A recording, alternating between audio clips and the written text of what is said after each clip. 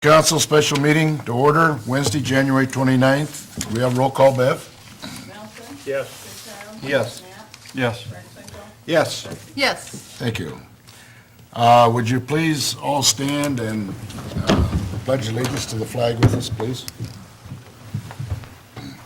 I pledge allegiance to the flag of the United States of America and to the republic for which it stands, one nation, under God, indivisible, with liberty and justice for all. Thank you. We have a motion to the agenda? Approve the agenda? Second. Motion made, second, to approve the agenda. Our special meeting, I'd like to welcome, by the way, everybody here in the chamber. Bennett with the Daily Sentinel, and especially you people that are watching television on our meeting today. Today, the purpose of the meeting is our budget workshop program, and I just want to make a few comments on it in regard to what we have done so far and where we're at and today. This program started out on December 6th, is when we sent the budget requests out and the forms to all of our department heads. On December 18th, the operating and capital budgets were due from all of the departments. Through the months of December and January, the preparation of the proposed budget, which included the finance director, the clerk, the administrator, the council committees, department heads as they were needed. On January 6th, the Library Board of Trustees, and from not only January 6th through January 14th, all of the committee members met and went through each individual budget. And January 21st, we proposed the budget to the City Council. And today, January 29th, is the council budget workshops. It's not easy to prepare budgets today. What our objectives are, of course, is to try to provide the services to this city that's requested by our citizens and to upgrade our programs that we got going in our city here and keep the city moving ahead. By the same token, on the other hand, nobody wants to raise taxes. And so consequently, these people have done a tremendous job of spending time, efforts, going through each department as far as equipments and everything to try to accomplish these goals, and this is why we're here today. At this time, I'm going to turn it over to Bill Cole. Bill has been a tremendous job, him and his group, as far as pulling all these figures together, and I don't know how many ribbons you wore out on your machine, Bill, but it had to be a bunch. So at this time, Bill, you want to visit with us about the overview and the update as to where we're at? Be glad to. Your budget books, as was distributed at the last council meeting, there's no changes made to the pages in that at this point. Once we talk about everything tonight, then the changes will be made, and you'll be given updated pages before the next council meeting. We're still looking at, as shown on page 2, we're looking at a $21 million budget with a general fund shortfall at that point of $181,000, which is shown in the middle of the page, with property taxes accounting for about $3.8 million of the funding for the general fund operations. Since the time we last met, we have sat down and talked to department heads that are not at this meeting tonight. We asked them what they would be able to cut in their budget. We did come up with a list, which is in front of each of you now, showing approximately $37,000 in potential savings. If these departments were asked to cut, this is where they would cut. Again, they're all from machinery and equipment. These are what's showing finance. We would reduce our capital request for computer equipment. We have a rotating policy on replacing computer equipment. We're at the point where we don't need the full $5,000 to continue the rotation, so we would cut that in half. We are looking at a reduction in the legal costs based on a new proposed contract that will come forward in the near future. We feel we can cut $10,000 from the legal line item. engineering department went through their budget, and again, the page numbers for each of these are shown. I'll just run through them real quick. Engineering, they would cut $2,500 from office furniture. They would cut $9,000 from equipment, and we can go through that list later if you want. Ambulance, delete the office furniture. They're doing that right now.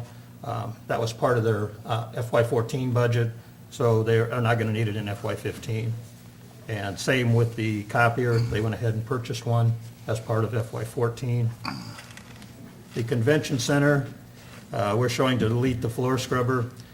The floor scrubbing machine actually quit working, so we're going to have to go ahead and replace that in the next couple of weeks probably. And in the airport budget, we had an item in there for $15,000 to replace and repair the entry ramps to the hangar. We will only do that if we get a matching grant, at least a 50% matching grant. So we can lower that to $7,500. And again, we will not do it if we don't get a matching grant. The total cost is $15,000.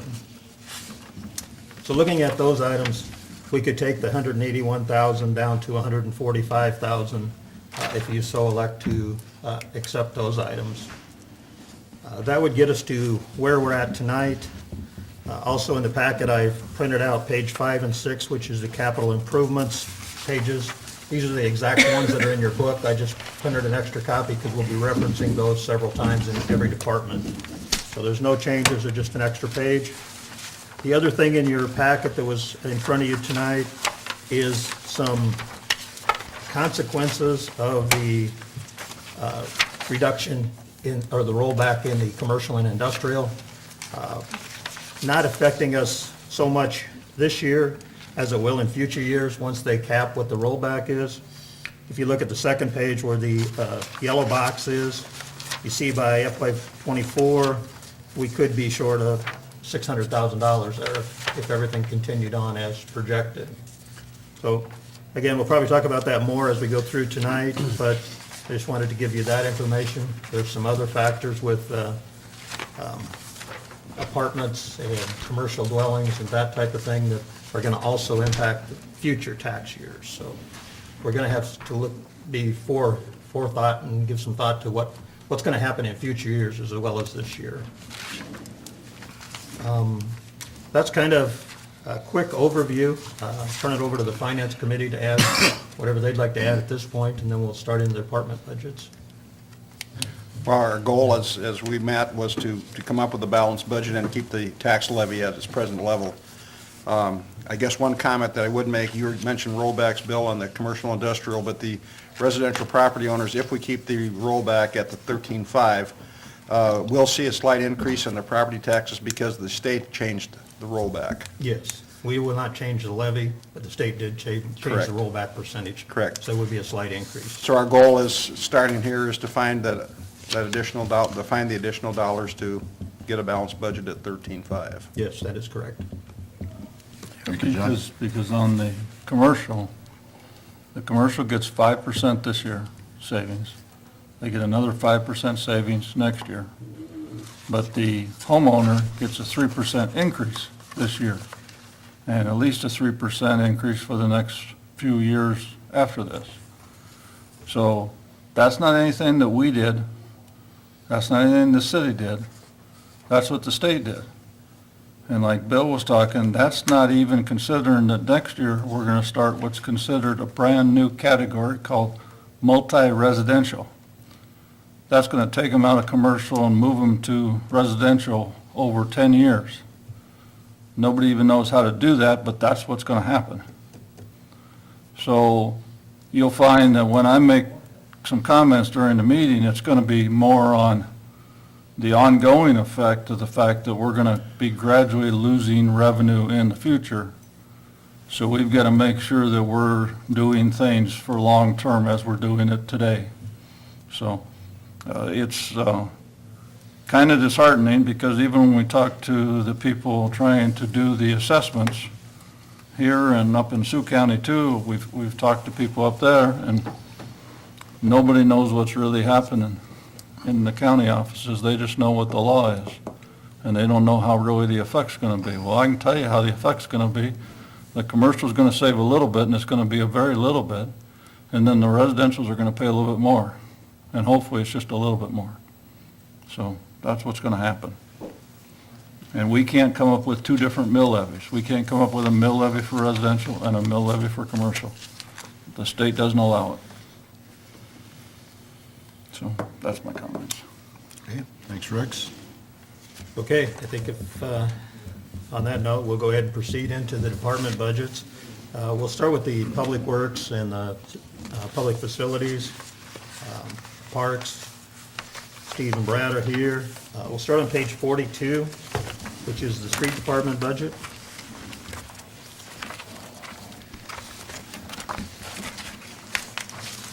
As you see, right now, they're looking at a subsidy, it's on page 42, of about $807,000. I guess as shown on page 5, the equipment they're asking for is, the first 4 items are ongoing leases. Now, a couple of those at your last council meeting, you allowed them to get new pieces of equipment as part of a new lease. So, but again, there's still lease payments that we're committed to. The only new items listed under Public Works Streets is a street sweeper, and the cost on that is gonna be roughly, a new one is about $270,000. We do have an existing one that we've been offered a trade-in value. We are going to, if you elect to proceed with this sweeper, we will sell our old one, we'll probably advertise it, see if we can get a better price than the trade-in. So we are hopefully going to come down with a price somewhere in the $200,000 range for a new street sweeper after trade-in. The committees all met. They felt that the street sweeper should be funded partially out of general fund, partially out of road use, and partially out of the solid waste fund in connection with our leaf and grass site. The other new item that Streets is requesting is a new dump truck, which is about $120,000. The funding, the committee felt that the funding on that should be half from road use and half from the solid waste fund, again, because of what they do with the leaf and grass site and our composting and that type of thing. So that's why on this page, you're only seeing the $70,000 for the sweeper. If you look at the next page, the page 6, under solid waste, you'll see the other part of the sweeper and the other part of the dump truck, along with road use where the others is. So it's spreading it over 3 funds, of which only one is a general fund. We have talked to the companies. They are willing to look at some type of 2-year financing if we wanted to do the financing over 2 years. I guess that's an option. I don't know that we want to do that in this case, but that is an option. I guess I'd turn it over to Steve to fill in any blanks or talk about anything he wants to point out on his budget. Pretty much covered it, Bill. I don't know if anybody has any questions up here about any of it, but I can try to answer them best I can. Got a quick question for you on the contract services, actually that one, and I believe it's under maintenance, if I'm following over right. 2 huge jumps on the percentages on those, up to 25,000, which is, we're at 729% so far. One of those is for rail maintenance, which will come out of, if you look up top, for rail car fees, that'll move down to cover that expense, part of the expense. Okay. That's Is for that on maintenance that, out in against our- that in our 25? business part, yeah. That's against the 25 then? Yeah. Okay. We had to have a place to track it, so the revenue and the expenses both reflected here in an equal amount. Right. Operating, the other one was under, where am I at here? 20,000, where was you at on the other one? Right above it. The Just other that- one was painting the lines on 75, I think, is what you said. 2,000. The painting cost for, Well, yeah, that's coming out of road use, that money's is gonna Is it? go into there Okay. now. Okay. That's another thing, basically, we can track it better that way. That 7924, part of that Yeah. is painting? Yeah, Okay. And that won't need to be done every year then? Well, it just depends what it looks like out there. I mean, we normally paint business 75 every year. Okay. And the rest of the town, I mean, depending on what needs, but that's just the straight line, main line painting. We still take care of the downtown, the crosswalks, any other thing around the railroad crossings, that type of stuff. As needed? Yes. Yeah, because on that one, you had gone back to the 2,000 for the budget for FY15. Right. It was just that it had jumped up to close to 8, so. Right. I just wanted to make sure we had accurate. And then back on that 25,000 right below it, you've got the 20,000 from the rail, and it looks like 3,000 for stump grinding.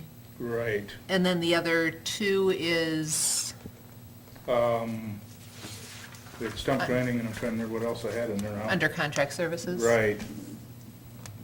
Boy. So does the city have a stump grinder or not? We do, but we get into the point now where we get into so many stumps that are 6, 7 foot wide. It takes so long to do it. It's a lot faster and more efficient for us to have DK Tree Services come in and do it, and they can do it in such more minimal time. So they do the larger ones? Yes, and we take care of the smaller ones. And we're only talking in the right-of-way between the street Right and the away, or sidewalk? parks, or any street, or any public ground, yes. Okay. Yep. Bill, do you Steve, know as what that far other as- 2 was? As far as the 6499,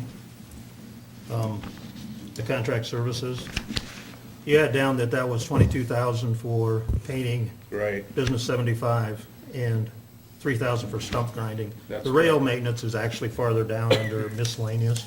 yep. Oh, okay. Yeah, I got those 2 lines switched around.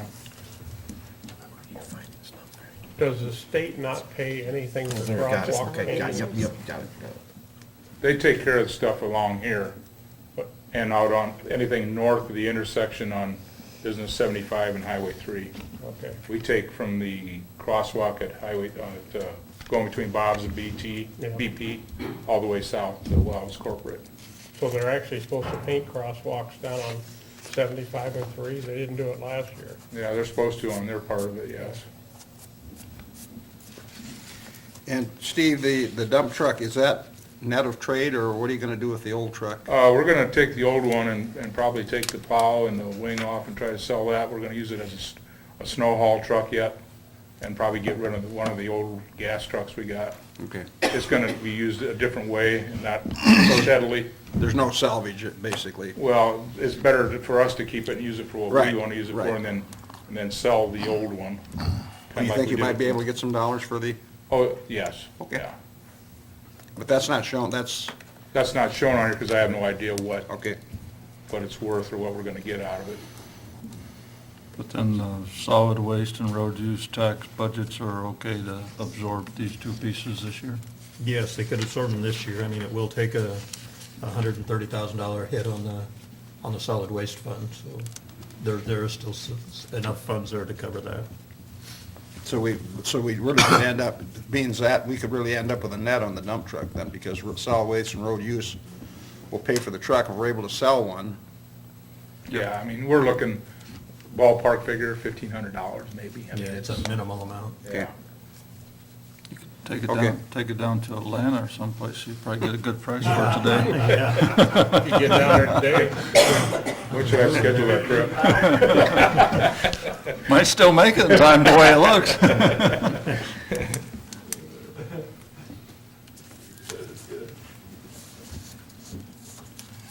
Any other questions for Steve? So what, just to look ahead a little bit, what big pieces do we look for in the next year for you? I don't think there's a lot for next year, some pickups possibly. Yeah, I mean, if you look at your listing is pretty covered for 14 and 15 with these items. I didn't know Right. if that meant that we were gonna start trying to move stuff up, or if you had other things that you thought was needing to be fixed. For FY16, he's got another dump truck, the 1994 International, and then a 99 Chevy pickup on the equipment list. I've got it here somewhere. There we go. Okay, 16. It's under other. Go back one more. Yeah, we had a pickup and another dump truck in there, and we'll have to see how this plays out with this truck first and see how this truck is doing. we may be able to stretch this out a little Well, further. that's what I was wondering is. This is all dynamic and can Right. be moved And the around. question is just how you feel, and I was just asking for a Right, feel more right. than a number. I just wanted to know if you get all these pieces and we just say, okay, then, you know, are you feeling pretty comfortable for the next year or so? And the answer is, yeah, you are pretty comfortable for the next. This is another snow haul truck, and then we use it for hauling concrete and Okay. rock and stuff like that. And, I could see us getting a couple more years out of that if we had to. Okay. At this point. Okay. So like I say, through, till you get up into 19, it looks, and that's got, the backhoe's out of there now because we're replacing that, so Yeah, it's not gonna be too bad. that's what I mean, we're still gonna have all these payments, blah, blah, you know, we're gonna Yeah. have 5 payments. Yes. That we're gonna be doing, but we're potentially not have any big pieces that we have to purchase if we do the sweeper and the dump truck. By 19, some of these could be gone, then these payments. Right. That's what I was assuming, is that we were gonna get maybe to the point where it gets done before we start buying new stuff? Is that an unreasonable assumption or You know, somewhat? unless one of the equipment dealers comes up with a deal like they Right. just shot us, I mean, it's pretty hard to turn that down. I mean, you can't depreciate them for what we got out of those.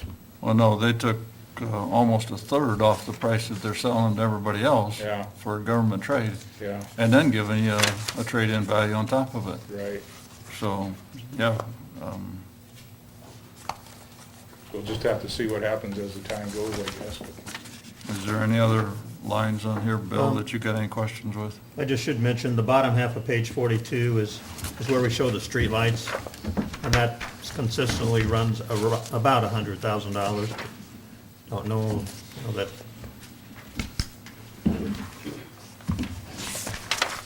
Just to make sure everybody picked that up on that page. No, I really didn't have anything else on Steve's budget. Now, you said that the new lease payments weren't reflected on here? Right. I mean, it's a nominal It's difference. a minimal amount. It actually saves, I think, between the two leases, it saves about $1,000. Yeah, I thought it was a Right, but I mean $1,000 that, decline. but yeah, so, you know, when we're looking at those final numbers, though, Yes. that will make a Yes. difference. Yeah, he didn't put them into them because he's got to change these whenever we change these to change the Right. next one, Yeah, so.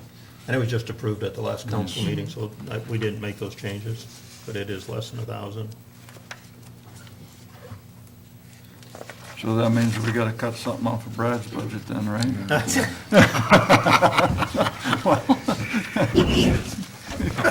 Let's be friendly. Brad wants us to open up further discussions with Steve. Brad's budgets start on page 46. You know, it's And- friendly so far. right? These are the budgets that include the buildings, the public buildings, parks, the Parks Committee, the Community Services Committee. Brad's requesting the continuation of a lease we currently have. He is proposing to buy a 2014 John Deere tractor as part of a 5-year lease at $4,600 a lease. That's a small tractor. And a snow blower for the tractor they currently have for $5,300. That is the public facilities part of it. The Park Committee is listed on a separate page. Park Committee is listed on page 48. What the Park Committee is looking at is fall protection for about $3,000, city signs, $10,000, Schaefer Park sidewalk, the completion of Schaefer Park sidewalk, $14,500. Playground equipment, that one's going to include Cleveland Park and looking at the Cleveland Castle and doing some updates there. The senior center has some siding issues that need to be taken care of. And the Park Committee also is bringing forward the recommendation to help fund CBP2 at the rate of $10,000 a year for the next 10 years for a total pledge of $100,000. Again, the Park Committee wanted that to start with the FY15 budget. So those are what makes up the equipment line items in Brad's budget and the improvements, which is the Parks Committee's budget.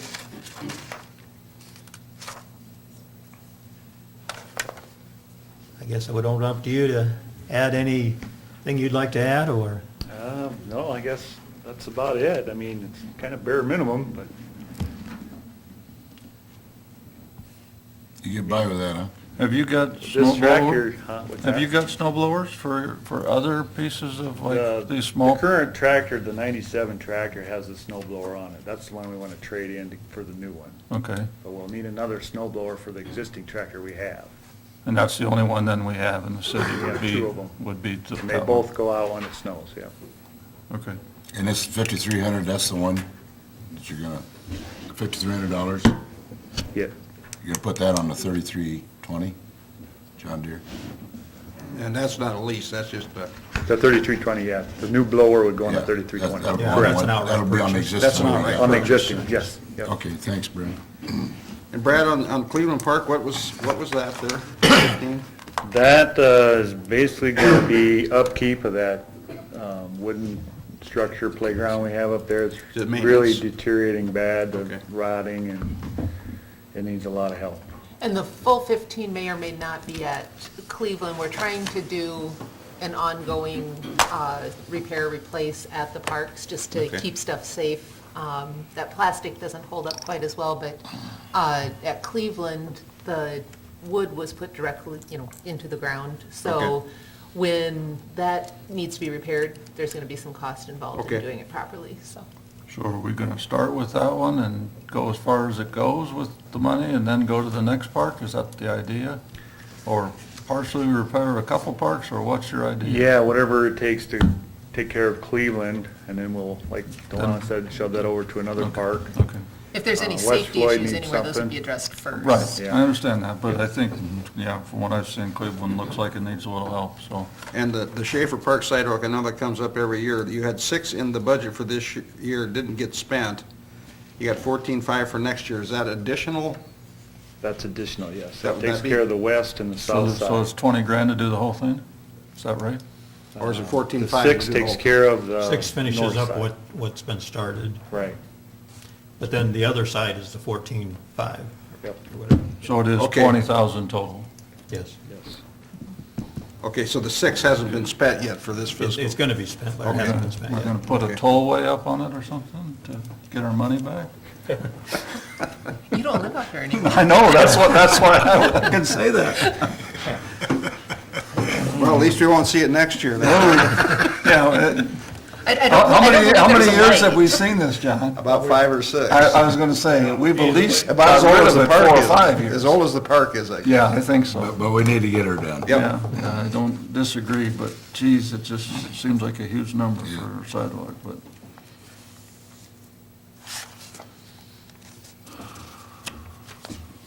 I think it looks good, Brad. All right, Oh, he was holding his breath. Thanks, Brad. you bet. Brad, you did say that with Cleveland and the Ice Cream Castle, that that's kind of an ongoing project, though each year you're expecting that you're gonna have, this was kind of just Band-Aid money, wasn't it? Pretty much, yeah. That's mean, what I it's thought. gonna So, I need mean, this some is an money ongoing thing. every year to keep it running. Right. And I think in committee, we talked about, what, 10 grand a year?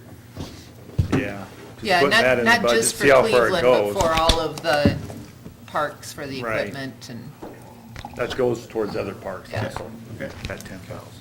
West Floyd was on the Yep. list at some point. There's a few things that will need to be done there, but nothing major yet.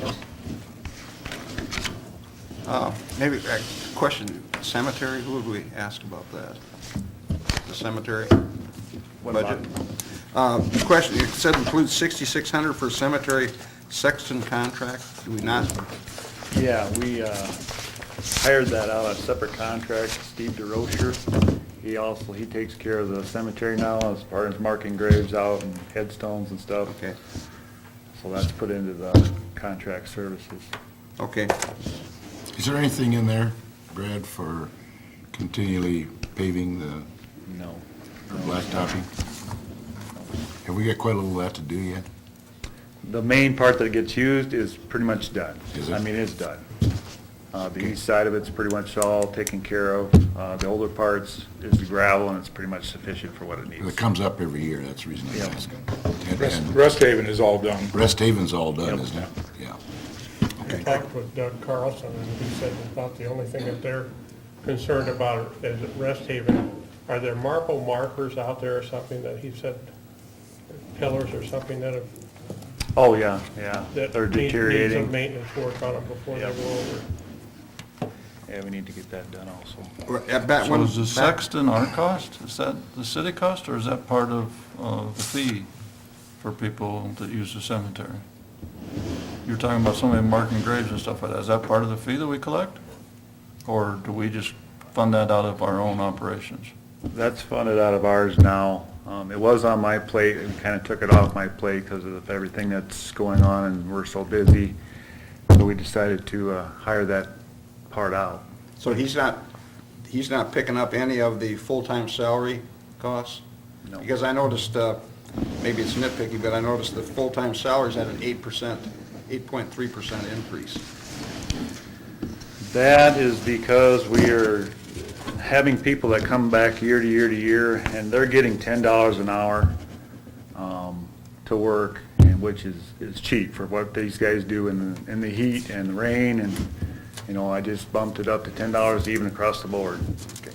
So again, the cemetery section then is not covering any of that work shown in full-time salaries? Right. And we can't cover it with any kind of cemetery fee or endowment or whatever. We can't touch any of that stuff for somebody to mark the graves and stuff. Yeah, we can all spend interest. Just the interest. So in other words, any city, every city across the state has got to hire somebody to do that and pay it out of general fund. Even those city people, yeah, but it's the cost of a lot. Aren't, you said you're putting it into endowment, right? Oh, a portion of the lot cost. So we've got to sit there and figure out how much our other lot cost is, and what are we doing with that other lot cost now? The 80%, does it go into this fund? Just goes into general? Okay. And the endowment interest would near cover No, Sexton no. contract? Yeah, it's less than $1,000. Oh, okay. Well, should we identify some of that other 80% if we sell some lots against the Sexton, so at least it matches up somehow? Does Yeah. that make sense, or am Yeah, I it does. missing something there? No, I think that, It's just in the all other general money. I mean, do we sell, how many lots do we sell last year? 2 or 20? What's in the other? At least we'd know in a year that it was either cashing out or wasn't. Do we sell 2 lots a year, or do we sell 20 lots a year? Probably an average of between 5 and 10, Okay, and we sell them for $700, $800, right? 420. 420. From? But even at 420, you got 80%, you got $300 times 20, that's $6,000. That happens to work out to be the Sexton cost, right? If that's what we're really, Close to it, yeah. if that's how we're supposed to be applying it. I'm just thinking that'd be better to apply it that way than to say that the general fund property taxes are going to pay for the guy Exactly. marking graves. I agree. You know, we could, we still have a shortfall. Maybe in some certain years, we would have a The shortfall. cemetery is not an enterprise. It doesn't make money, that's clear. Right. It will not make money, hasn't, past it. Right. And if you apply that money towards the person marking the grave, your general fund is still picking up 100% of the cost of Right. maintenance. Yeah, and if you'd only sold 2 next year because everybody's got one, then we're $6,000 short. For at least 6 months out of the year, you have full-time people for 6 months, spring, summer, fall, to mow, trim, Yeah. Okay. remove branches, just general maintenance. Okay. We can leave it the way it is, and that's fine. Any other questions for Brad? Do we Thank have you, a Brad. right of recall? You have a right of recall on any department heads.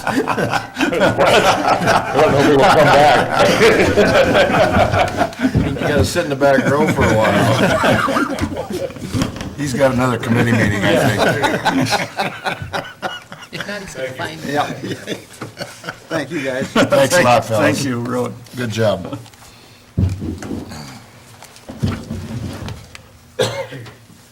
The next department on our list is the library. Sue, you ready? The people are here. The library budget is page 60 of your budget book.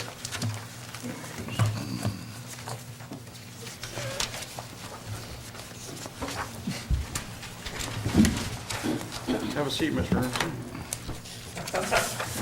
One thing I can tell you concerning the library budget, at the time we put together the original pages, since the time we put together the original pages, we've had a staff change there that will lower the part-time salaries by about $1,500. We still have the same positions, it's just a new person has come into the position at a lower rate, so that would lower it about $1,500. So we take 1,500 off of that? Yes. And that includes what the wage is plus the benefits, and it is a part-time position.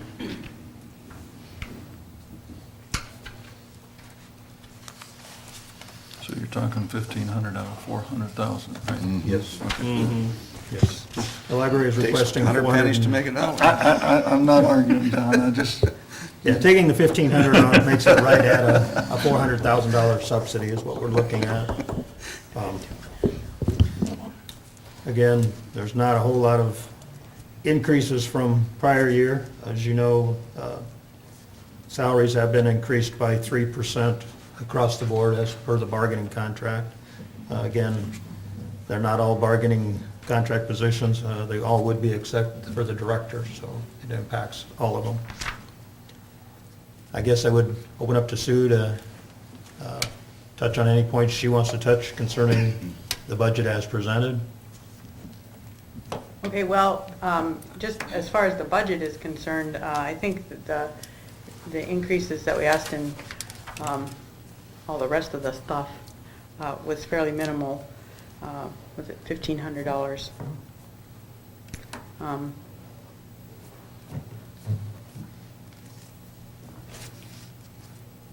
I want to be sure that I emphasize the value of the library services and the resources to the community just in general. How much would it cost to replace library services and the stuff that we provide to our patrons in the retail market? Just as a thought. So by calculating and using our statistics, the checkouts and the downloads and the uses as far as the computers are concerned and the programming and all of the technology things that we do, the community room use, if we calculated all of that out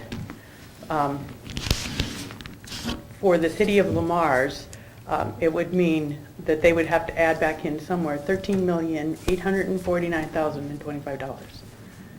Just so that you're aware that this is, with the library, has a lot to do with more than just what is the bottom line. So a new nonfiction book at retail is roughly $30. A used bookstore, you might get 6 or so books at $30, say. And at a garage sale, you might even get 30 books for $30. But at the Lamar's Public Library, for $40 per capita, everyone in the community has access to approximately 56,000 materials, and that includes all of our downloads, plus programs, help from staff, classes, story times that teach emergent literacy skills to the children of the community, family space. The Lamar's Library plays a vital role in our community, and this is the kind of return on investment that any community would want for our workforce, for our students, for our businesses, and for our residents. And here's a statement that's as true today as it was 200 years ago from Ben Franklin. An investment in knowledge always pays the best interest. So, she's really good, isn't she? Mm-hmm. She's I good. don't condone anything she said. No, it's pretty hard to argue with. the last 100 words, isn't it? Good. I mean, it is. Well, we're done, we can go. I mean, Now let's talk about the budget. the I biggest... was talking about the budget. The biggest thing you've got to deal with and help me with is the shifting of what we're doing, whether it's computers or real books or software or downloads or how we're getting technology to people's homes so they can get the books. Is that change costing us more money or costing us less money or making it more difficult for us, or all the above? Because that's what's going to happen, Yeah, well, or is happening. yes, it is happening. And people, that's what people want, are the digital downloads and the digital materials. Not to say that people aren't coming in and using books Right. still quite a bit. And the digital materials are more expensive, absolutely. And I wish it weren't so, but that's, Because when you're downloading a digital copy for the library, you've got to pay the full bucket price and stuff like that because more it's than going- full market price. Because it's Yeah. going to go to multiple people and they want to get. Well, actually, and of course, when you say that, I'm probably splitting here, just a little bit of a difference. So one person per book, so it's like the library book, you can go in and Right. pick it out and nobody else gets it. And with the e-books, it's the same way. Now, magazines is a little bit different. You have multiple people can use them at the same time. So it just depends on what you're using. Databases, everybody gets to use it all at the same time.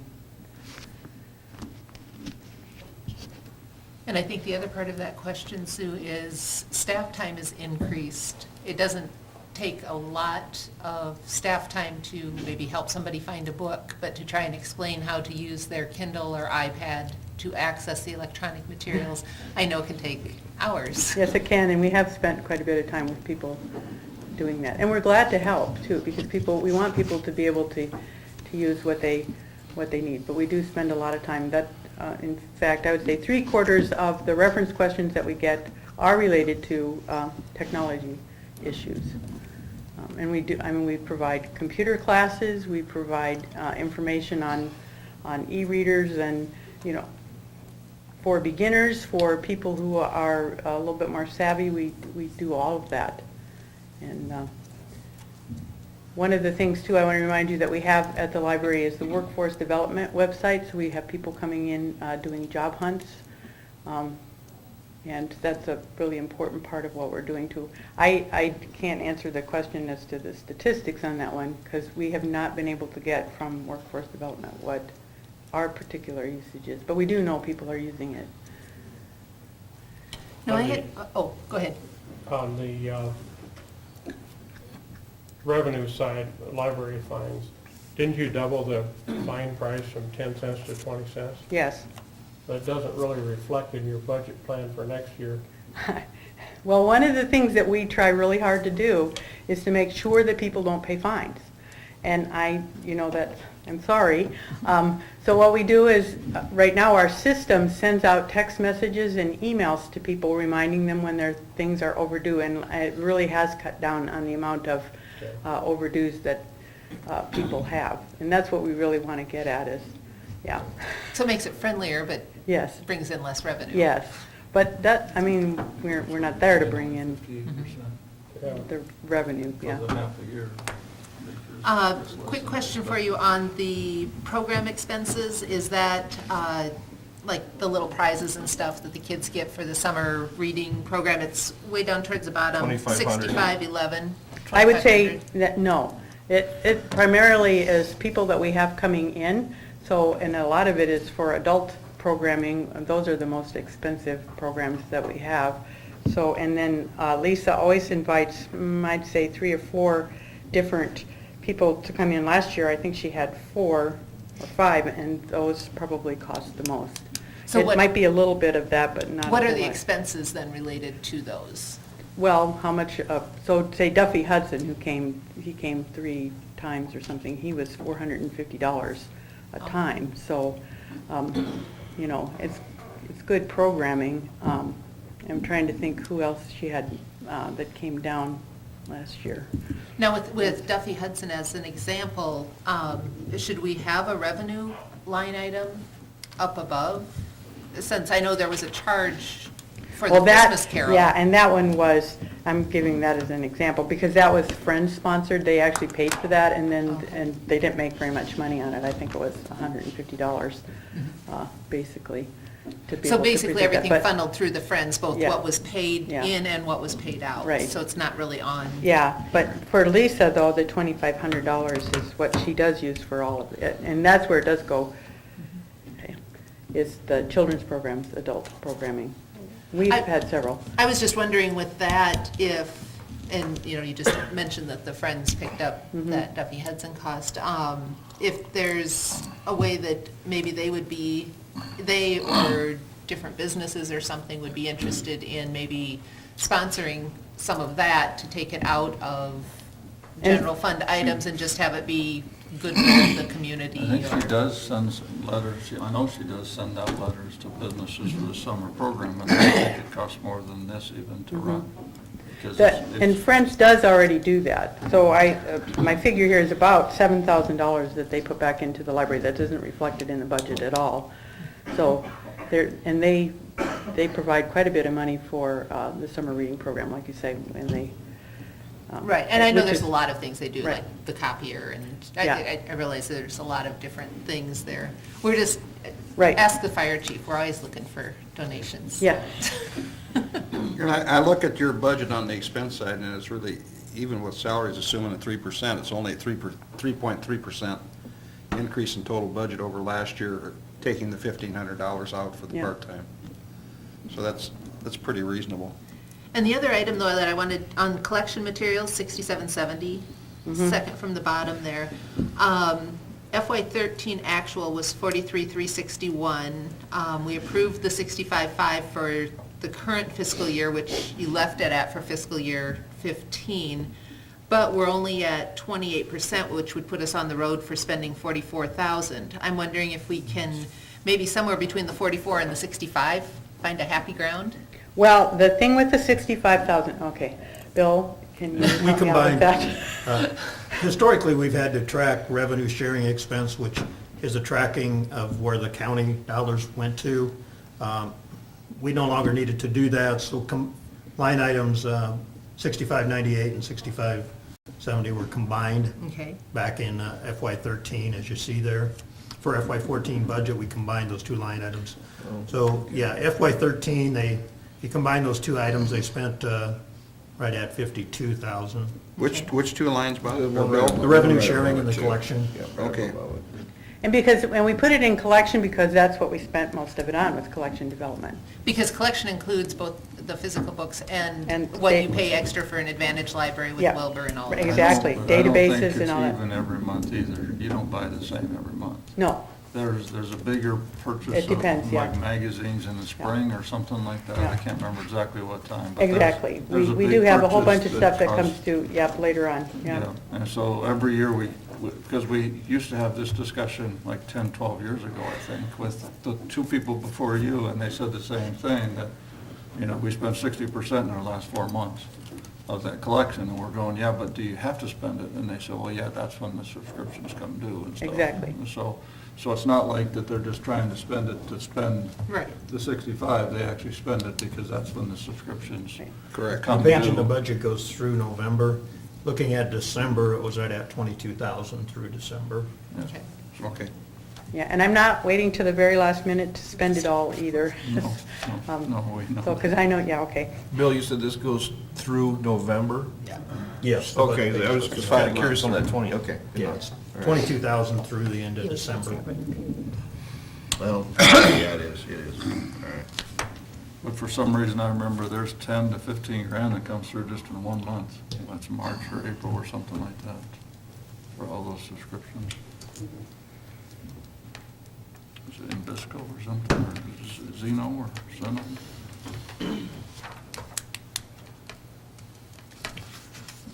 Other questions for Sue?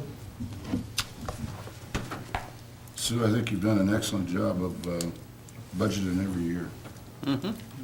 Thank you. And there's absolutely no question in my mind that you run a very first-class operation. And we've got a very first-class library in the city of Lamar's. but I want to share something with you. Okay? I went back since 2005 and look at what the city of Lamar's subsidizes our library. And it's right at $100,000 higher today, every year, over what it was in 2005. And I'm talking just strictly from a business standpoint.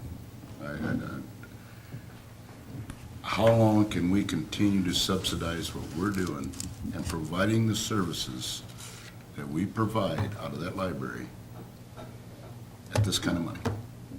I'm just being very honest. Something's got to give. And I know verbatim that you have done your utmost as far as trying to bring in more revenue. And I know this because I've been right behind you and right with you. And until something changes, I'm not happy with subsidizing the library to the tune of $400,000. And I realize after what we've been through, and Delon and I went through it just last week, I realize very much in my own mind that it's a problem, and the ones that are going to have to make those decisions are the 5 people sitting here today of what we want to do with our library in the future, in my opinion. And I know we provide services, first-class services. I'm proud of that. I really am. But it can only go so far, in my opinion, as far as looking down the road. When I hope that you would still say to yourself that the investment that you're making in the library is worth it in the end for, like I said before, for everyone in the Lamar's community. Because when people come into town and are hunting for a house, they don't just look at their house and say, wow, this is nice, I'm going to, live in this house. They look at the community and they look to see what you have to offer. I agree. And it goes to all sorts of different things, and you all know that. And I think, and I know exactly, what you're talking about as far as trying to get more funding, and I know the library board is working on a plan. As far as county funding is concerned, but again, I don't know how much that will bring in, and there's not a lot of hope for me as far as thinking that it's going to bring in, the equal amount of what the city's paying, but something a little bit more. There's more to say there as far as that's concerned. I don't condone the fact that the return on investment probably is worth it. But my point is, Sure. you can only have return on investment so far. And going over the past 4, 5, 6 years, as this went up and continues to go up, how long do we want to take a look at the return on investment? That's my point. And the library and library board have made some changes over the years. We no longer have Sunday hours, which eliminated some staff time. But then conversely, we as a city council decided that we needed to have at least 2 people working down there at all times, which then increases staff costs again. So, there has been some give and take, and I know anytime library hours are reduced, they're always reduced right at the time that somebody wishes to be there. It's inevitable. So, once you start getting into salaries and my all-time favorite, healthcare, all of those nasty little items, it's tough to find some place to cut when the top 75-80% of your budget is in personnel, Unless you don't give the services that you're providing. which, yeah, and That's choices somebody's going to. then that's ours, right? The one source of revenue that we do get from people out in the county and out of the area is sales tax, and perhaps we need to look at it, taking $100,000 out of the sales tax each year to subsidize some of those expenses. Just an idea.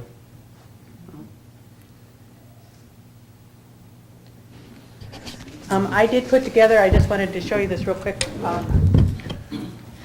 some of the services and things that we're offering. Plus on the back page is, which you can look at your, these are just kind of a list of the libraries in the area in northwest Iowa and their staffing, which I thought you might find interesting. We kind of compared it to the 5 counties. Oh, I'm sorry. Same thing.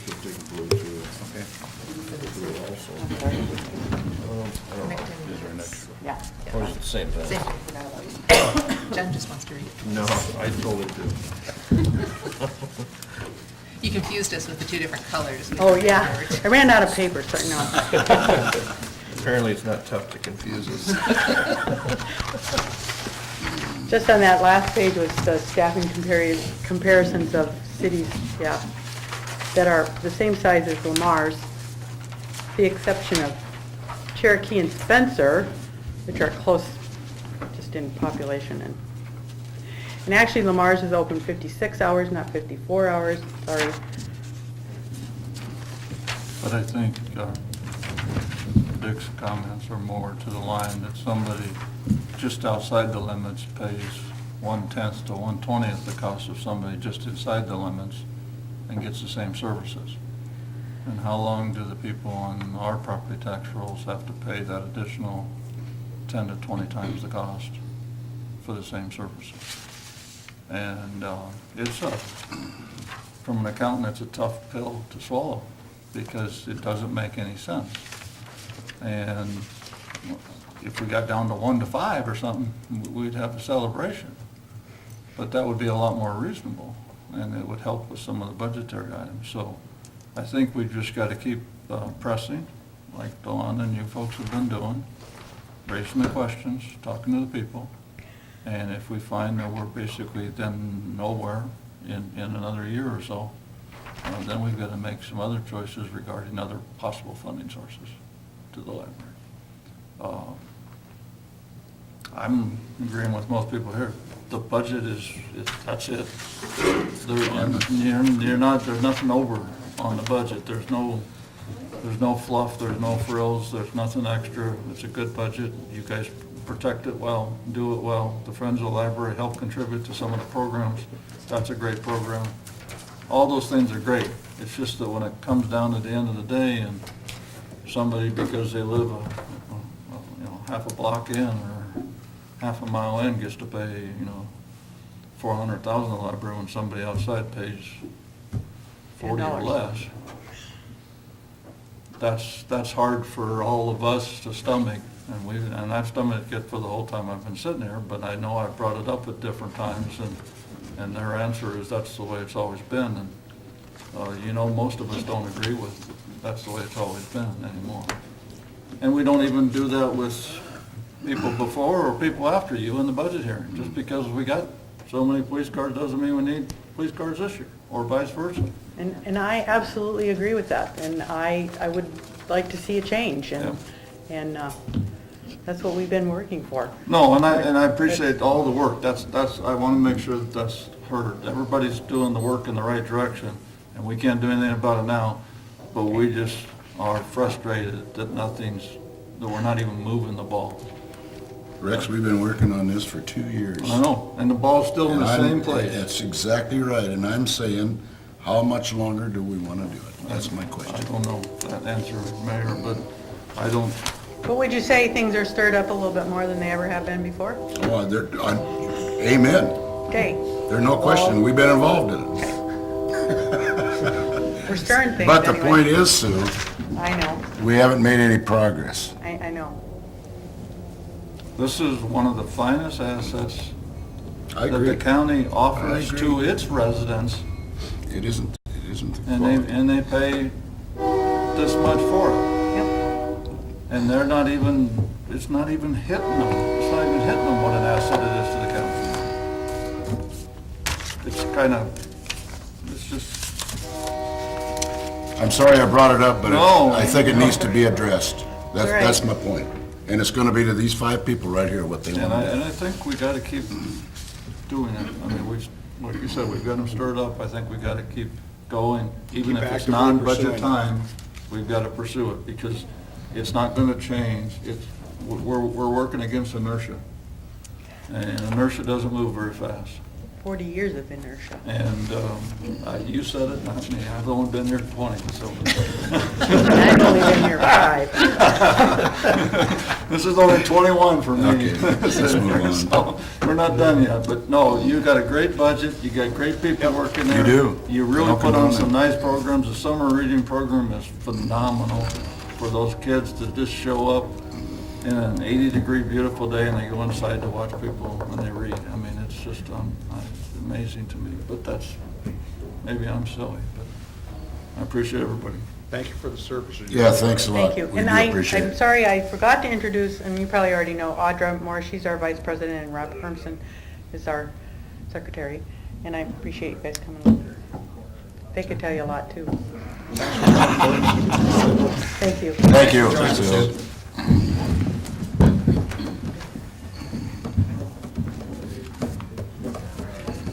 probably shouldn't have said that. No, I think it had to be said. Just get it out in the open. Let's get it fixed. Everybody else brought back up, so did I. That's not gonna shoot something out if we don't give you what you want, is it? I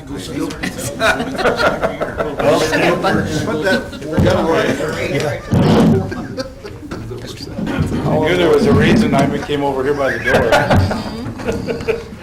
Stu, I hate to tell you, but we gotta cut 181,000 and there's only you and Dave left. He's got the tasers. He's got the taser. That's why you brought that. Let's make sure that thing don't go off. Pointer at you, man. No, the meeting's not over yet, so there's no Somebody's got a question. I want Clark to try first. You got your question. I want to see what the effect Will that is. go through wood? No. Police budget, A natural page ground. 37. Which one? 37. I'll melt my face records. And no, you can't share tasers either. I already asked that question. He'll explain it to you, but you can't do it. If you're looking at page 37, there are not a lot of changes on that budget compared to past years. On revenue, you're going to notice a change in the state grants, the STEP grant. That is reduced. It's reduced for a good reason, because those grant dollars are based on county fatality numbers. So our county has less fatalities, so we get less money. And they focus their grant dollars on the counties that have the higher numbers of fatalities. So that's why our dollars went down. We do, I just got an application today for a different program that's coming out through the National Highway Traffic Safety Bureau, and we're going to be applying for that, so there could be some dollars, depending on how that works out, for equipment, as far as radar equipment and portable breath testers in the next year, and possibly it's a 2-year contract. But I don't have enough information on that to even put it in a budget for you. Other than that, the only changes that you're going to notice on this budget are fuel, vehicle supplies, printing and equipment lease. Printing is reduced and equipment lease is eliminated. That lease has been completed. And the other changes are just pretty minimal as far as dollar amounts go. The bulk of the dollars that you saw increased is through machinery and equipment. We're bumping up one of these years, and possibly next year also, that we've got some high dollar equipment that is going to need to be replaced. I'll just start at the top of that list. Our bulletproof vests, you'll see we're replacing 12 out of the 14. 2 of the officers are fairly new starts. A bulletproof vest is got a 5-year lifespan. That's how long the manufacturer warranties that vest. And the industry standard is, as soon as that warranty is off of that vest, you replace it, because you don't want to be wearing something that isn't warranty. And that's the practice that we've had ever since we've started wearing those vests. So we'll try to replace 12 out of the 14 of those vests, because they will expire this year in 2014. Tasers, this is what I'm talking about. This little gadget right here. That is about, this is right at 9 years old. It's a fairly sophisticated piece of electronic equipment. And generally, one of them on the department is en route back and forth to the Taser company to be repaired. These little things keep us out of a lot of trouble.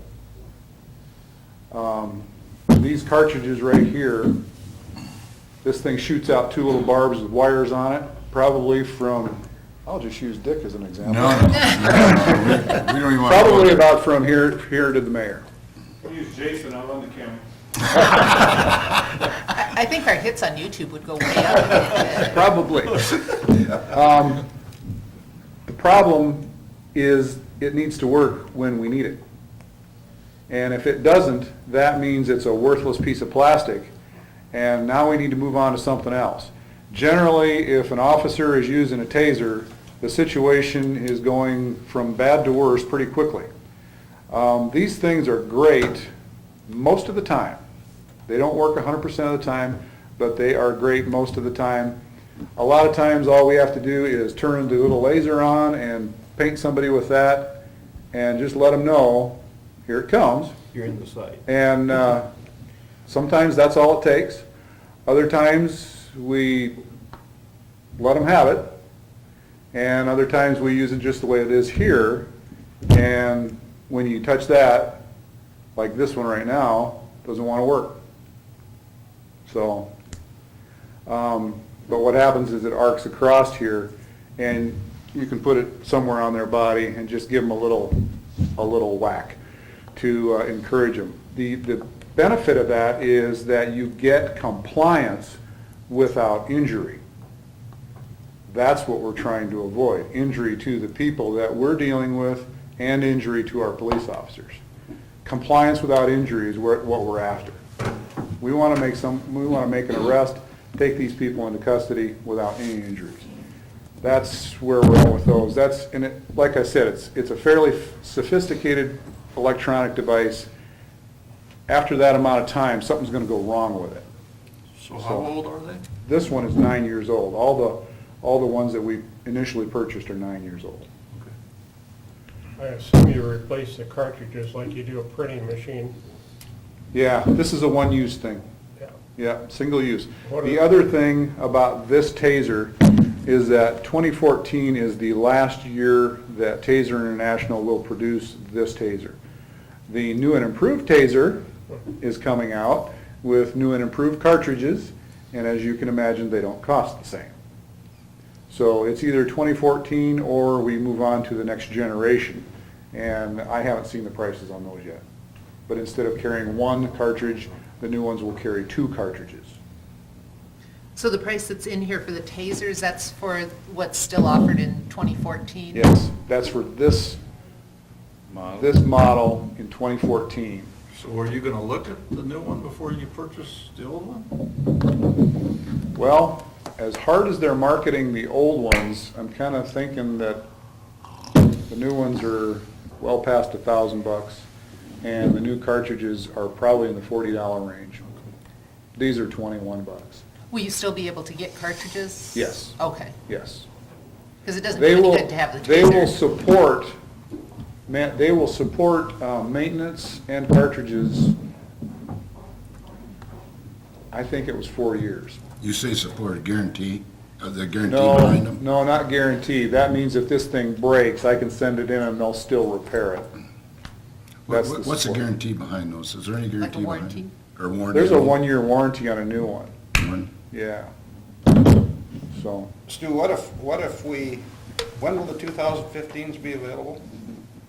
I'm thinking, we've done some things before with split budgets. What if we budget 7 new 2015s for this coming fiscal year, and then budget the other 7 for the next fiscal year? yeah, I could look at that. I mean, is that attached to a guy? I mean, is a guy gonna have just his own? Yes. Do we, I mean... When we first started this program, we had one in each car. that does not work. Because a lot of these situations that these guys are involved with are pretty dynamic. It happens quickly, and if you don't have it on you, or if your partner doesn't have one on him, then you're down to dealing with your hands or a baton or something else.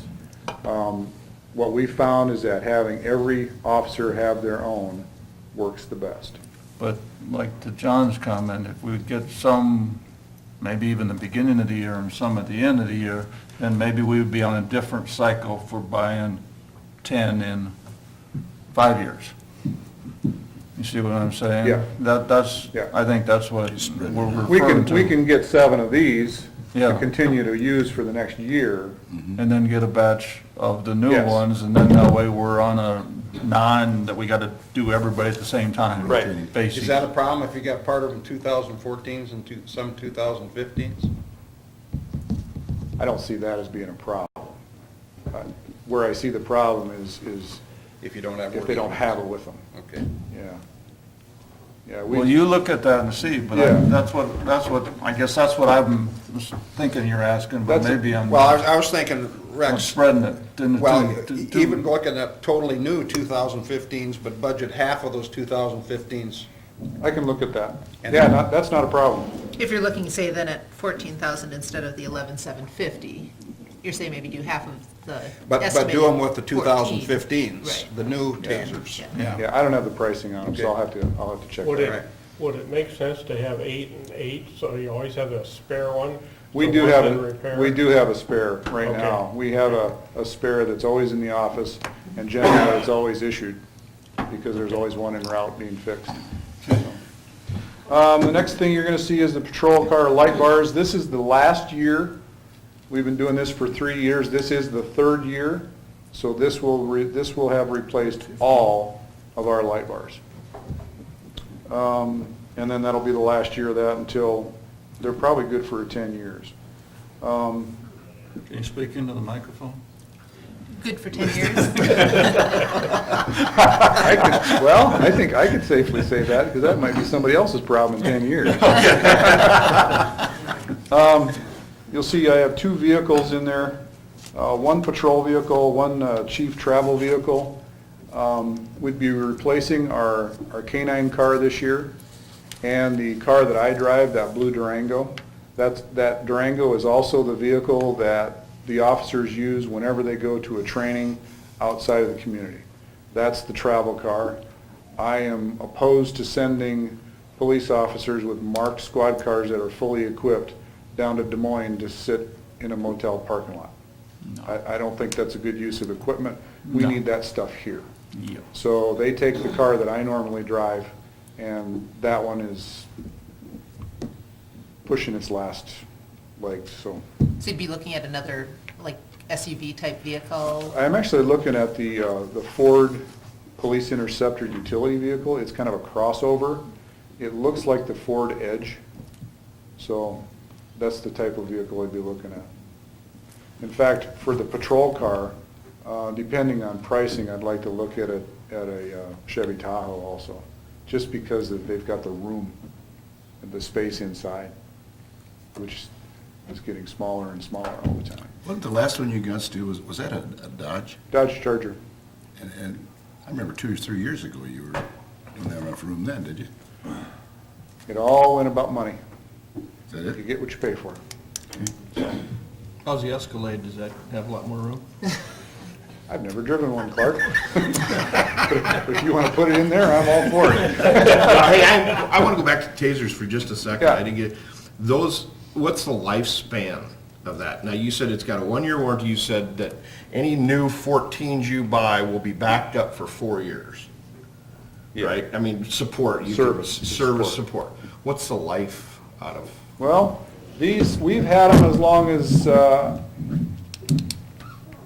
I would say average lifespan is probably 6 to 7 years. So would it be wise to buy a bunch of 14s if they're only supported for 4 years, if their average lifespan is 6 to 7, you know, I'm Well, just asking a question. My speculation is that Taser is going to be doing what Motorola is doing, and that is, we no longer support that product. So you need to period. buy all new ones. You're done. They won't even look at it. So then we So- should look at all 15. You're gonna have to, Yeah. Okay, Yeah. all right. I just wanted to make sure. Okay. yeah. This I'd like would to see us this look would- at that. This would get us by for another 5 years, probably. Okay. Okay, that's the vehicles. I'm looking at an evidence room barcode system. What we use now are handwritten tags attached to every piece of evidence. And I'd like to get a barcode system that comes right off of our computer when the guys are doing their entries as far as evidence going into property, that system logs it wherever it goes, in and out of property, to the county attorney's office, to court, to the lab, all that. So what we're doing now is the same system we've been using for a very long time Does the sheriff's office have a barcode system on their property room. that they use? Okay. Yeah. Would it be compatible then, so that they can They're scan actu- in if they take? No, we don't use the same property. Okay.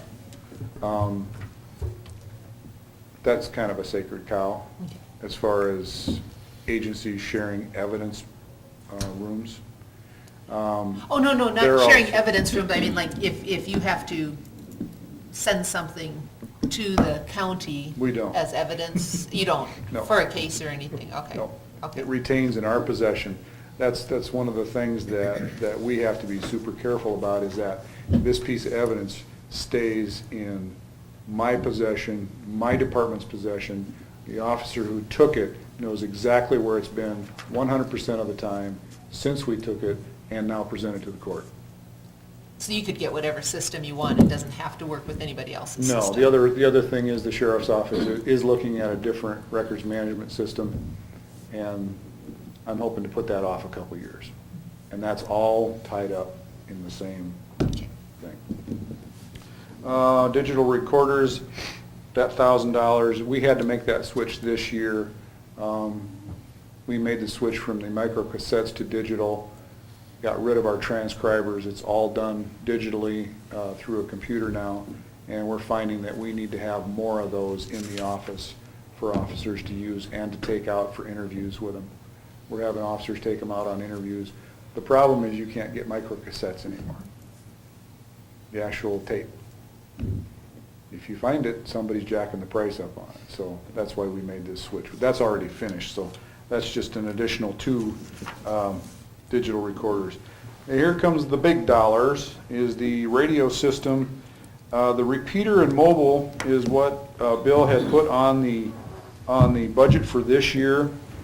I would like to switch that with the base station and portables. I want to switch those 2 around. The base station and the portables that the officers carry are where we're having our problems more consistently in the last couple of years. Our base station has been failing, and the portable radios that we carry, which is this little guy right here, and this is where what I told you, Clark, about Motorola, they will not look at that radio. They do not offer service for that radio. It just doesn't happen. The repair shop in Spencer has been good enough to us that if we send them 2, they will send us 1 working, 1 back. And that's where we're at. This current budget year, I was able to buy a couple of used ones out of the state of Minnesota, and that's what they've used those for, is we've sent 2 in order to make 1. This radio is no longer supported at all by Motorola. The How long have you had system, that radio, Stu? that was bought in 2002. The radios in our squad cars, these radios, the system that we're using was installed in 2002. That has an average of 7 to 10 year lifespan. So we're a couple years past, and we've been nursing it along. Generally, and in the past, you haven't seen these dollar amounts before, but the 911 Commission has been forced to make some pretty tough decisions about where their money's going. If you recall, 911 money for the local, for the county, comes from your telephone surcharges. Well, it only comes from landline surcharges. Landline numbers are going down, revenue is going down. And that board, that commission, maintains the infrastructure at the communications center and all the radio towers and radio repeaters throughout the county for EMS, fire, and law enforcement. And that's a huge undertaking is what they have to take care of. The decision was made that we have to maintain the infrastructure. The cities are going to have to bite the bullet and take care of their own radios. So that happened, I think, 2 years ago. They've been working their way up to this. So this is the first year that you're seeing this because we're bumping up on, we've got radios that are starting to fail. We need to do something. So the initial cost for everything is right at $110,000. And if we break it off into 2 years, that's 52 and 56. Like I said, I'd like to switch that around, put the 52 up in this upcoming year and the 56 for the next year. So essentially, cutting 3,800 from this year's budget. Okay. There you go. What's the name of the company we're gonna go with on these? We'll go back with Motorola. It's a Motorola product, Yes. it's still the system. Yeah, But everything's Motorola and Yeah. it's all compatible. everything is. It's just now that that's what they're selling and that's what you're gonna end up buying to Right. make it work. I believe the term is planned obsolescence. Absolutely. Yeah. And it looks like this year's budget is pretty tight to try and make any of these expenditures for this year like we've Yeah, I looked don't- at in the past. I don't see Yeah. that happen. No. Last year, we had a little cushion because we had some salary money left Right. over. We Yeah, don't we're have that tight this here year. the way it looks, 46% through 5 months. Right, so, Still, I want to go back to 911. You're exactly right, where the dollars have been cut on 911 because of the, you ever see them getting it on our portable revenue coming in, like we do on the base stations? oh, you pay now. But that money's going to the state, as I understand it. Yes, it is. And when's the state going to start giving some back? I would love to know that. Call your congressman. The state takes in a lot of money off of cell phone surcharges that they use to maintain their infrastructure. Yeah, whatever they wanna call that, yeah. Sweet. I found that out the other night at the emergency meeting, but that's where the money's going, actually. Yes, that's It's right. not like the taxpayers are paying less. They're paying it to a different place. I understand And that. it's getting spent a different way. I mean, it's, You're losing money locally is what's happening. You're losing money and you're also losing influence locally. Because without that money, you don't have a choice. You have to do certain things. And that's where your 911 commission says, we have to maintain our infrastructure. We have to make sure that that tower down by Hinton trips the Hinton Fire Department when they have a fire or an ambulance call. So something has to give. And as you know, there aren't people putting in additional landline phones. I brought up red light cameras at our committee meeting, and I was told it was unfriendly. But it is a source of revenue, and it's something I think it needs to be discussed anyhow. We've got 2 intersections down there, particularly on 4th and Plymouth and Business 75, that are just downright dangerous. Somebody's gonna get killed. So I bring it up, and if everybody tells me it's unfriendly, that's fine, but I think cars going by my place at a high speed is unfriendly in itself. That's a policy decision I'll leave to the council. It is a source of revenue. Yes, it is. But I think there's other ways to deal with vehicles traveling too fast. Correct. There it is. We've got them. We've got light bars, we've got, I have a pen and a phone and a, we've got ways to deal with people who aren't following the traffic rules that are in place. I don't think we need to add further invasion of privacy to generate revenue. If we do, we've got to watch more things on our budget than just a few traffic tickets. I'll follow up on John's comment, though, about the fact that we don't have room in the police budget, because it looks like we're roughly at 50% through half the year. But do we have room in any other budget of our 6 million of city budgets to put 50,000 of police car and a chief's car in somebody else's budget that's not going to use it for the last year that we budgeted for? Or can we look at that by the next council meeting or so to see? Yeah, I mean, Because We wanna I save- don't care how the Exactly. dollars get moved around. Exactly. But if we have some, let's say, parks or something that didn't use quite as much because of certain reasons, or maybe they used too much, let's look at this year's budget in total. And I thought it was a little short of where I thought the halfway would be, but maybe I was missing something. But it's kind of hard because you don't know about capital expenditures and those kind of things. So you got to do a little bit more digging than I did. But I don't care if his chief car gets bought over in street department, doesn't bother me. if there's general fund dollars If there. there's general fund dollars in total.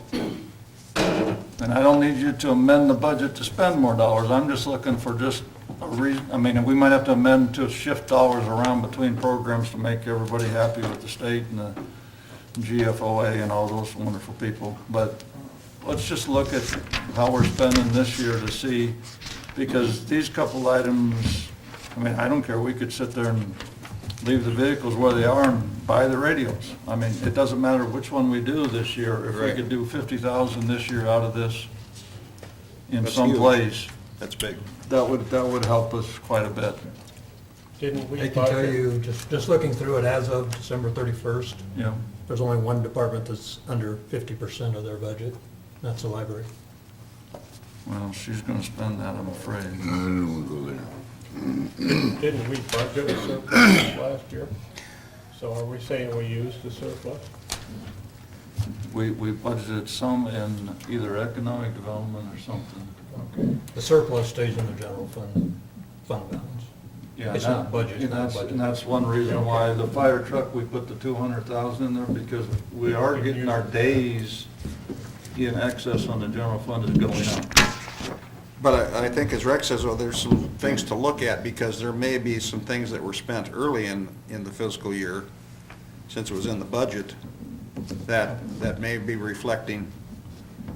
May already We can be look up at to. that, but yeah. Overall, the general fund is at 57% as of the end of December, Okay. 57% spent. Well, it's just, So it may not be in FY '14, Yeah.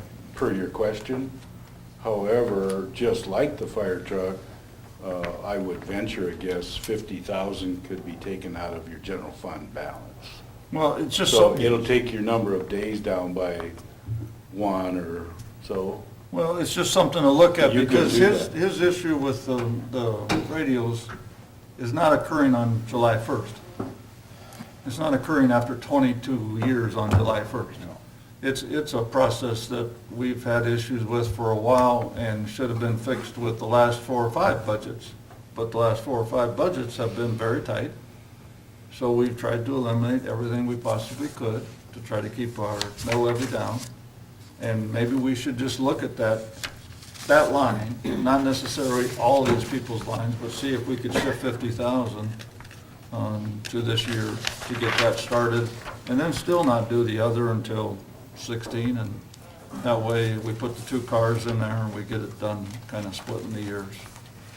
But it's just a thought. I mean, I'm just following up on what John started, and that's what I was thinking too, is that we've got to look at this kind of as dynamic goes, because we are still not through this year, and we still got to figure out what we're going to do next year. Right. So if we can, I mean, I don't, maybe I'm wrong, but I don't think anybody's got an issue with the list of things Stu's got. No. Yeah. I mean, and that's kind of unusual, but I don't think nobody's got an issue with anything. You got to do that. I think we're all kind of questioning whether we go with the 14 or the 15 guns and those kind of things. I'm going to let you be in charge of that. You figure that out. But I think the cars are right, and I think that we got to get radios that work. I mean, that's imperative. We can't have tasers that don't work. That's imperative. So, I mean, we're going to sit there and we're going to let you do that. I'm just trying to figure out a way mathematically to do it most efficiently in our budget, and we don't even have to make that decision theoretically right away at the next meeting. It could be even the next Right. meeting. It could be in the next month, we make the decision on how much we're spending and stuff like that. And I think, Scott, too, your suggestion on revenue fund balance is a good one also, but I guess we need to be assured where we're gonna end up on general fund for this Yeah, fiscal we year, can look too. at that.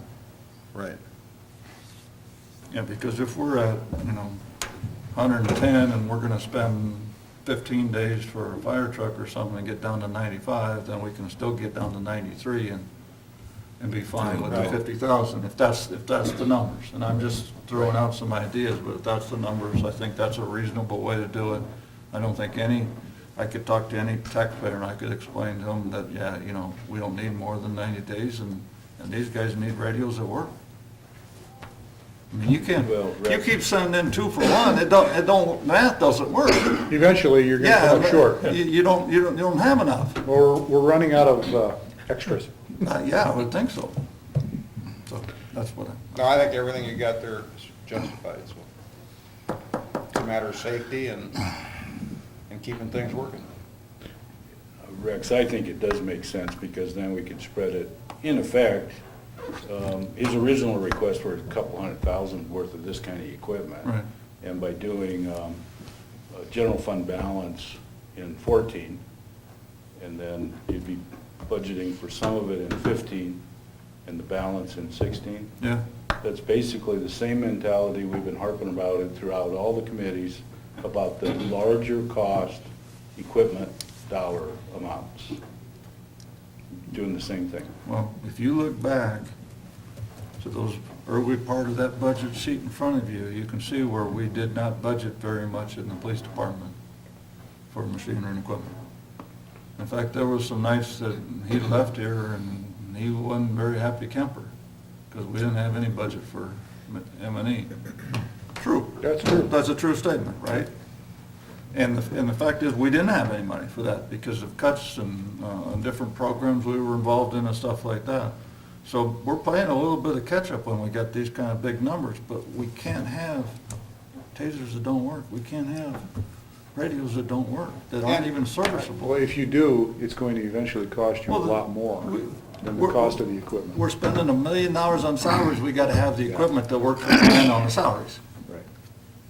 That's just, Well, and police was one of the first departments that did the planned replacement per our request Right. for vehicles. Yep. So that's all nicely laid out, so we don't have to spend a whole lot of time scrutinizing that, because we know this is coming up, and it's not gonna be a surprise like it was the year that we cut one out and you left Yep. not happy. well, that's Yeah. what we did. But now we know ongoing basis citywide, I think that's, The planning maintenance on ahead. vehicles caught up with us, is what happened when we cut them out. And we weren't that sharp 2 that years we ago. were gonna have that problem. That's exactly right. And when we finally got the problem, then we realized, okay, that was not smart. Let's get smarter. So, I just think we ought to move some of that around if we can. Yep. And like I say, even though it might be a minor thing, but let's investigate this taser. I will do that. options, too. Yep. I'll do that. You might as well go to the 2015 ones if it's an affordable situation, because that's where we're gonna end up anyway. I was pretty confident that the base cost of the newer units was gonna be substantially more than these. We might as well So, check.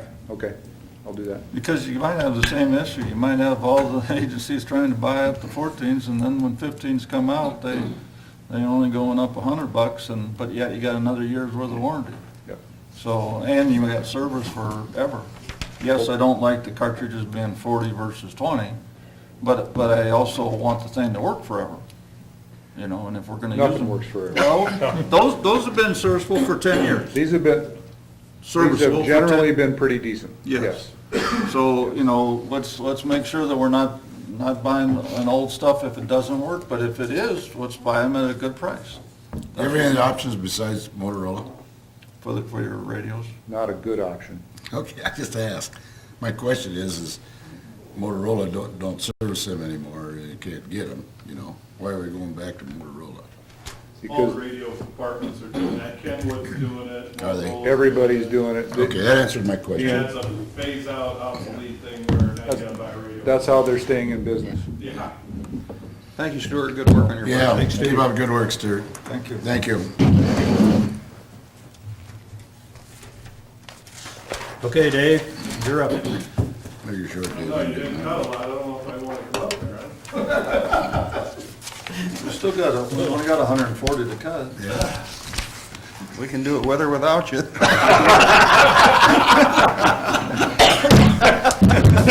Thanks, John. Appreciate that. Fire is page 38 in your book.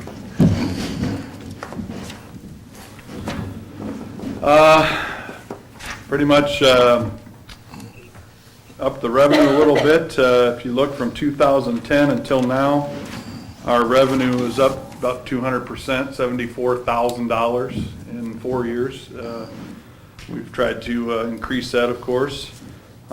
Basically, the budget stayed status quo, minus salaries, which was a contracted thing, and the volunteer paid on-call people have not had a raise in 4 years, so we're asking for a 1% raise for them, basically 1.06 or something like that.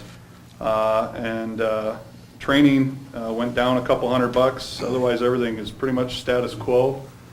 We've been able to do that because of the gracious donations that we've received this year, which are way up, and we do appreciate the public support and business support of that. And then equipment is up about $3,000. What that's for is we have 10 SCBA's that basically do not meet the current guidelines or standards. And then 3 sets of turnout gear. Every 10 years, we have to replace turnout gear. Unfortunately, here in Lamar's, or fortunately, we have, everyone has 2 sets of turnout gear because of having 2 stations, and if the train's coming through town, they've got to have protective clothing on both sides of the tracks, so depending on which side of the railroad tracks they're on, they can get to their equipment to protect them. The 4 SCBA's that we're looking at are actually refurbed SCBA's. We found a company that we can get some refurbed ones cheaper. The new ones now are almost $5,000 a piece.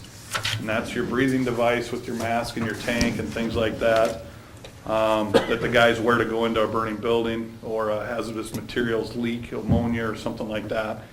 The other 6, the volunteers have taken care of. So I only need 4 of the 10. The other 6 we've already got paid for, or we've got the money raised for. Also, I was going to put a thermal imaging camera in there, $10,000. The volunteers did raise that money, and we ordered that yesterday, so I didn't even put that in the budget. So basically, the increase in the budget, what little there is salaries for the contracted raises, and then asking for basically 20 cents a call more for each individual that responds to a fire call or emergency, and then the equipment. That was the increase. Otherwise, everything's pretty well status quo. How much are the refurbed SCBA's each? About $1,675 a piece. And then the turnout gear, that's? how That's much? about $1,500 a set. 15%, okay. Yeah, roughly in there. And I actually have 7 sets that are due, but we always try to grab some lost money out of the Plymouth County Lost Fund and some other ways of buying some of that turnout gear. Fortunately, the last couple of years, we were able to grab some of that lost money. Last year, we didn't get as much as we requested, and now I see this year they've cut that lost funding down to about $100,000. So I don't know how much, if any, we'll get out of it this year, but that's usually the grants we apply for towards protective clothing. If need be, and I'm throwing this out there, we do a lot of fundraising, I need the SCBA's, but the gear, if need be, that $5,300, we could probably try to offset a different I was way. wondering if you could raise some money for a police cruiser. Yeah, probably. I mean, you seem to be And doing a these- pretty good these- job of it. These uniforms like I'm wearing, we spent $21,000 and bought every firefighter a dress uniform out of donated money this year. Yeah, that was pretty amazing. It's been a good year for donations, as I said, which allows us to keep our line items in, as I said, status quo this year from last year. So minus the salary thing. So it's been a real good year of people supporting us, and we really, really appreciate that. We really do. Now, when you talk about the turnout gear sets being due for replacement, is it like the vests of Yeah, it's students, a they 10, have it's to be a, replaced it's a in 10 10-year years? timeframe you're supposed to replace those.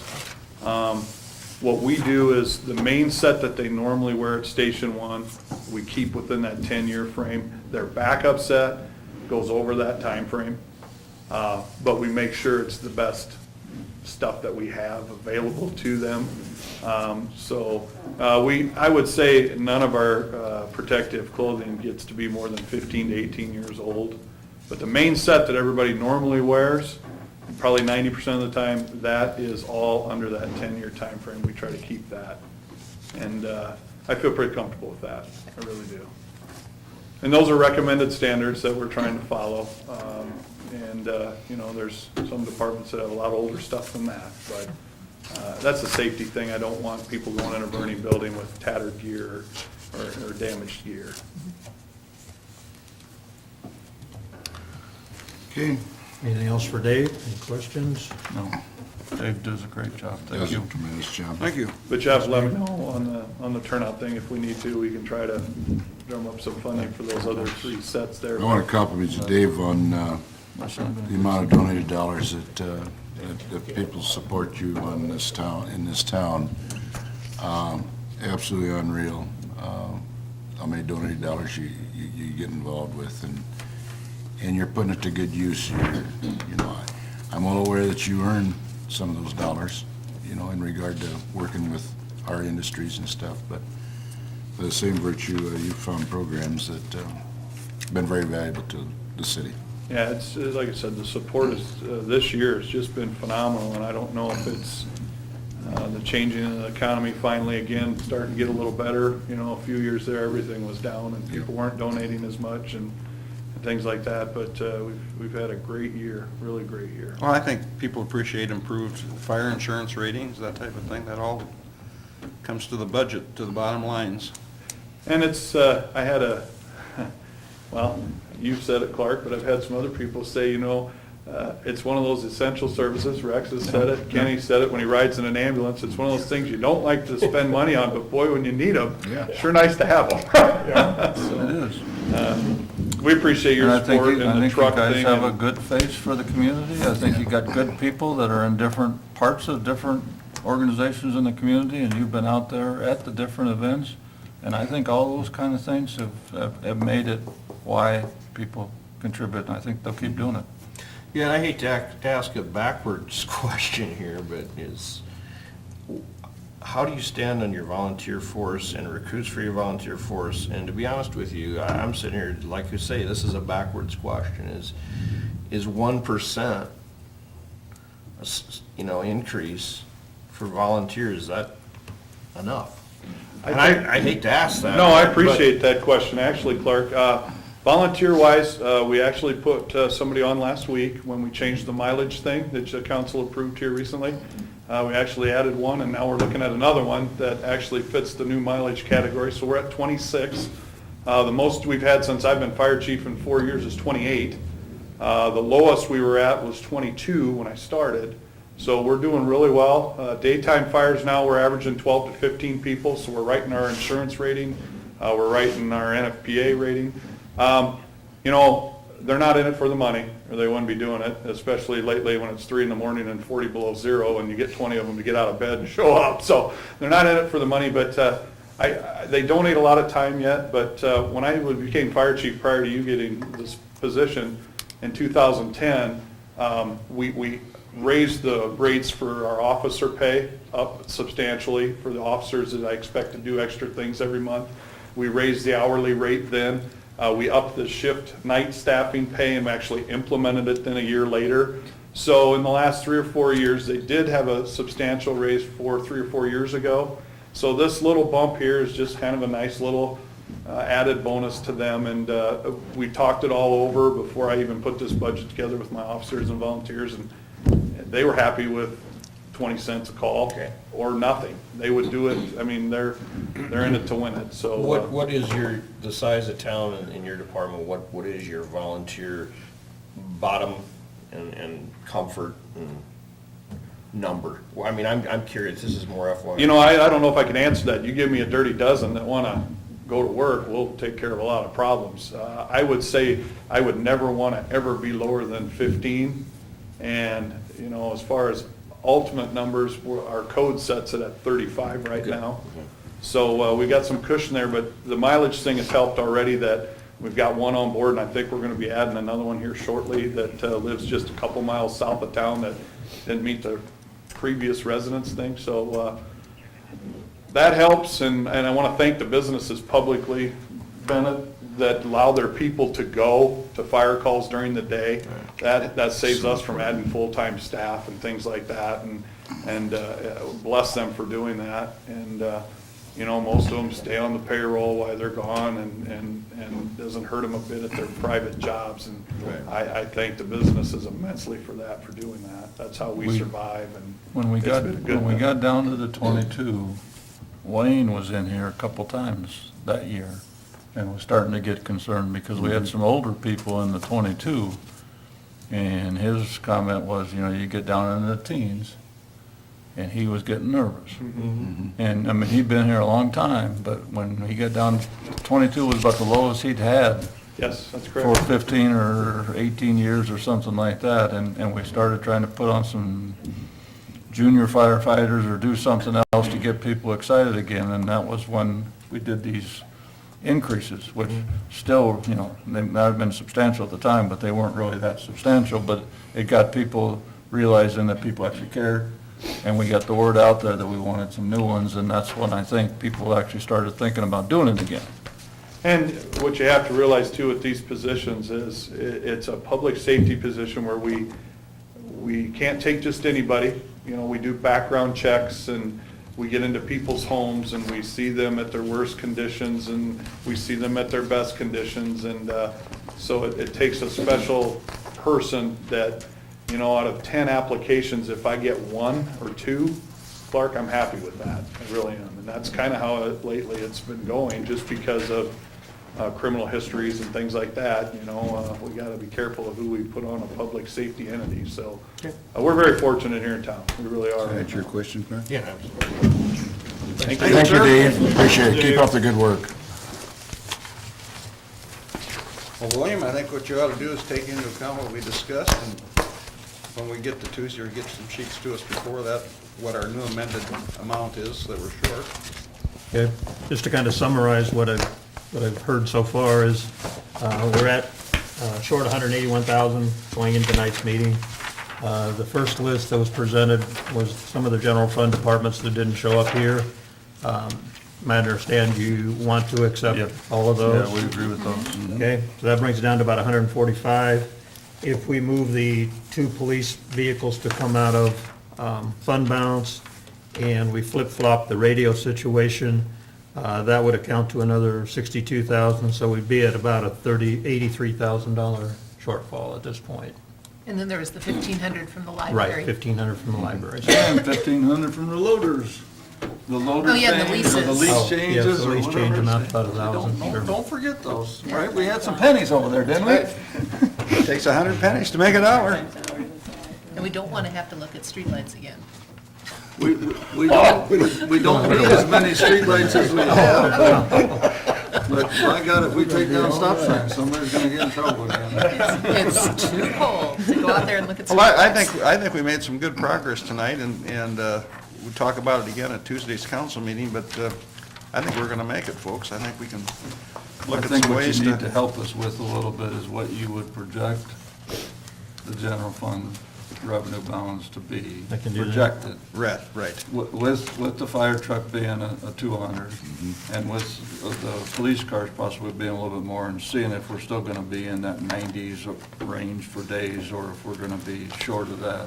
And any anticipated shortfalls in this year's budget. That's what I mean, that's what I'm looking at, Right. is the shortfalls for this year getting to that. Exactly. If we do a couple of these things and it gets us down to 85 or so, then we've got to Exactly. revisit quite a bit. But if we're still gonna be at 97 or 98 days, which is over the 90 we need to be at, we've still got some room to possibly do some of these other Agreed, things. 100%. And then I had a couple questions, Bill, on the tax calculations. since real estate taxes are paid in arrears, are we taking into account the 75,000 on some of those new builds since that program started for the urban revitalization? Or how is that calculated in, like Yeah, our what has tax to happen rebates for on industries that would be is, that way too? you guys approve it at this level, and then it goes to the county assessor, and then he has to approve it and put it into the assessed valuations.